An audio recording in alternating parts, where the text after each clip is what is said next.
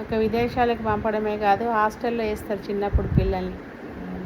Government హాస్టల్స్లో కొంతమంది చదివించలేక, పిల్లకి చదువు రాలేదు, మనం చదువుకోవాలన్న తపంతో కూడా ఆ తల్లి బాధ కూడా సేమ్ ఇంతే. ఎందుకంటే తల్లే, ఒక ఆడది, ఒక భార్యగా గయ్యాలి అనుకోవచ్చు, సొసైటీ ఏమన్నా అనుకోవచ్చు ఒక తల్లి.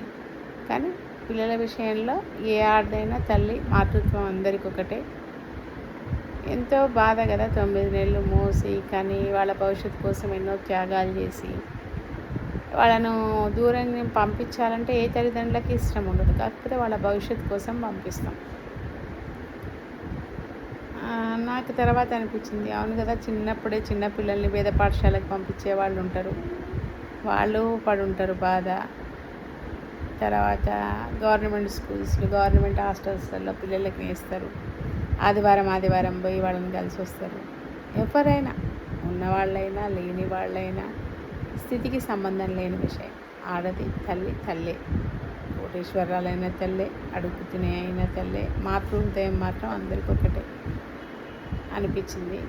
ఇంకొకటి ఏంటంటే, చాలామంది అంటుంటారు అనవసరంగా అబ్రాడ్కి పంపించడం పిల్లల్ని, ఇక్కడ ఉండొచ్చు కదా, తల్లిదండ్రులు చూసుకోవచ్చు కదా. నేను కూడా దానికి వ్యతిరేకం పంపించడానికి. కానీ పిల్లల మంకుపట్టు ముందు ఓడిపోవాల్సి వచ్చింది. వెళ్తాము మా లైఫ్ అని. ఒక్కటి ఆదర్శంగా తీసుకోవాలి, పక్షి తీసుకొని లైఫ్ ఏంటి అనేది మనం ఆదర్శంగా ఉండాలి.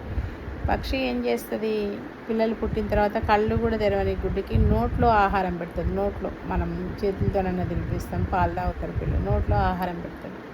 దానికి కళ్ళు వచ్చి రెక్కలు వచ్చినాక తల్లి పిల్లలు ఎవరో తెలియకుండా ఎవరి గమ్యాలకు వాళ్ళు వెళ్తారు. అంటే దీనివల్ల జీవిత సారం ఏం తెలుసుకోవాలి అని నాకు అనిపించింది. అంటే పుట్టుట గిట్టుట కొరికే అది మనకు తెలుసు. పిల్లలు మనని అడిగి పుట్టరు, మనము వాళ్ళని అడిగి జన్మియ్యము. ఏదైనా పూర్వజన్మ రుణానుబంధ రూపేణ పశువు పత్ని సుత ఆలయ అన్నట్టు, భర్త అయినా పిల్లలైనా పూర్వజన్మ సంబంధాలతోనే, ఫ్రెండ్స్ అయినా, ఒక దగ్గర అప్పు తెచ్చుకున్నా, ఒకటికి ఇవ్వాల్సిన ఏదైనా పూర్వజన్మ వల్లనే ఆ పరిచయాలు. ఒక 2 నిమిషాలు ఈ ఊర్లో మనం గడపాల్సి ఉంటే ఆ ఊర్లో ఉండడాలు, ఇవన్నీ జరుగుతుంటాయి. జీవితం అనేది ఒక రైలు ప్రయాణం లాంటిది. భోగి వచ్చేస్తే ఏ స్టేషన్కి ఆ స్టేషన్ వస్తే భోగి దిగిపోయినట్టు, మన స్టేషన్ ఒకసారి వస్తుంది, ఖచ్చితంగా మనము దిగిపోవాల్సిందే. ఇది ఎవరి కోసం ఆగదు ప్రయాణం అనేది, జీవితం అనేది ఆగదు. పుట్టడం గిట్టడం ఆగదు. అంటే సృష్టి తన పంతం చేసుకుంటూ వెళ్ళిపోతుంది. ఎంతోమంది వస్తాం, ఎంతోమంది వెళ్ళిపోతాం, ఎంతోమందిని కలుస్తాం. అహంకారము చాలామందికి 40-45 ఇయర్స్ వరకు అహంకారం ఉంటుంది, నేను నా అనేది. అదొక మిథ్య అనేది అర్థమయ్యేసరికి ముసలివాళ్ళం అయిపోతాం.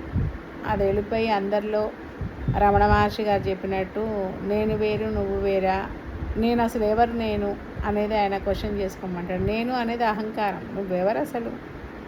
పుట్టిస్తే వచ్చినావు, భగవంతుడు తీసుకపోతే వెళ్ళిపోతావు. కాలాన్ని ఆపలేవు, వచ్చే మృత్యుని ఆపలేవు. మరి నీకెందుకు అహంకారం? ఏం చూసుకొని కదా. అలెగ్జాండరే చెప్పిండు ఏమని, 2 చేతులు పైకి పెట్టి శూన్యహస్తాలతోనే వస్తాం, శూన్యహస్తాలతోనే పోతాము అని. అంత చక్రవర్తి. చాలామంది మనకు నేర్పించింది. అయినా మనుషులకు అహంకారంతో ఆగమవుతున్నారు.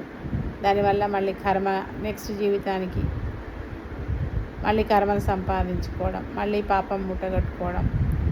కొంతమంది మారితే బాగుంటుంది సొసైటీని బాగుపరచడానికి. కానీ లేదు,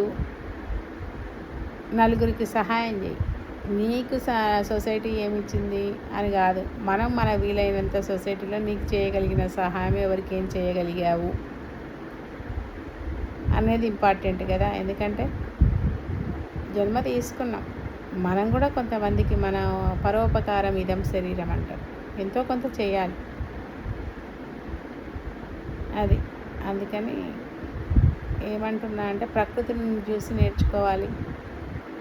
కాలగమనం మన కోసం ఆగదు, జీవితం ఎవరి కోసం ఏది ఆగదు. నువ్వు మంచంలో పడున్నా ఇంటికి చెప్తున్నా కదా, మాతృహృదయం అందరిది. ఆ కూలీ మనిషా, పని మనిషా, కోటీశ్వరాల, నీతా అంబానీయా, ఇది కాదు. తల్లే. తల్లిని మించిన వస్తువు ప్రపంచంలో లేదు, రాదు. నడిచే దైవం తల్లే పిల్లలకి. ఆ ఇంటికి ఒక ఆడది పట్టుకొమ్మ, ఇంటికి కుటుంబ వ్యవస్థకి పట్టుకొమ్మ అంటే ఒక ఆడదే. ఆడదాని ఓపిక, సహనము, త్యాగము. మగవాడిది ఏముందండి, పొద్దునెళ్ళి తీసుకొచ్చి, అది కష్టమే కానీ ఒక అత్తగారితోని, కోడలిగా ఆడపడుచులతోని, పిల్లలతోని ఇవన్నీ చేస్తుందంటే ఒక ఆడది చాలా విలువైన పాత్ర.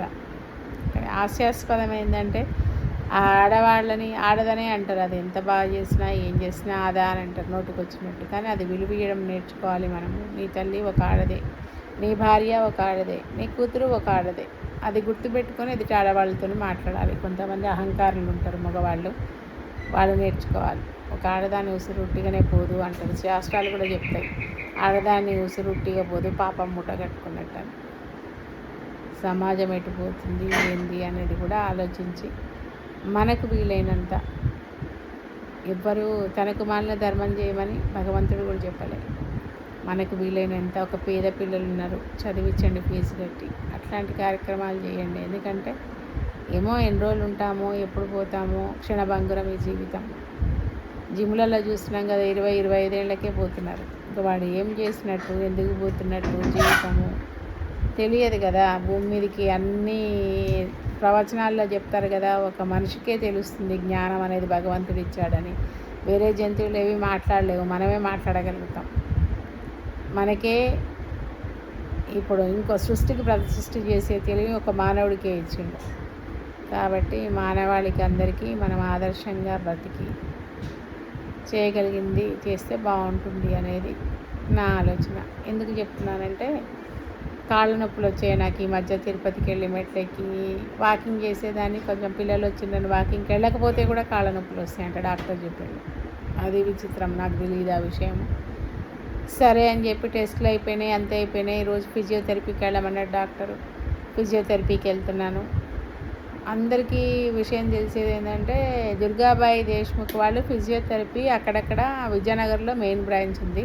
ఇట్లా మాకు అల్కాపురిలో కూడా ఒకటి ఉంది. 200 రూపీసే చారిటీ. అది 200 రూపాయలు తీసుకొని, బయట 1000 రూపాయలు మనం వెళ్తే, 200 తీసుకొని చాలా బాగా చేస్తున్నారండి.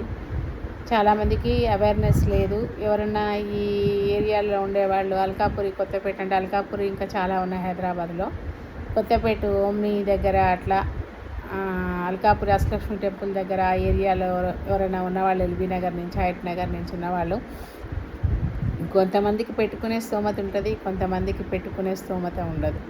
అలాంటి వాళ్ళు ఈ సర్వీస్ని ఉపయోగించుకోండి, చాలా బాగా చేస్తున్నారు. అది కూడా చెప్దాం, వీడియో తీద్దాం. నేను ఒకరోజు వాళ్ళతో కూడా మాట్లాడిస్తాను, ఎంప్లాయీస్తో కూడా రోజు వెళ్ళి తీసుకుంటున్నాను. చాలా బాగా చేస్తున్నారు. అది కూడా చూడండి ఒకసారి, ఎందుకంటే హెల్త్కి సంబంధించింది కదా, చూడండి. Thank you.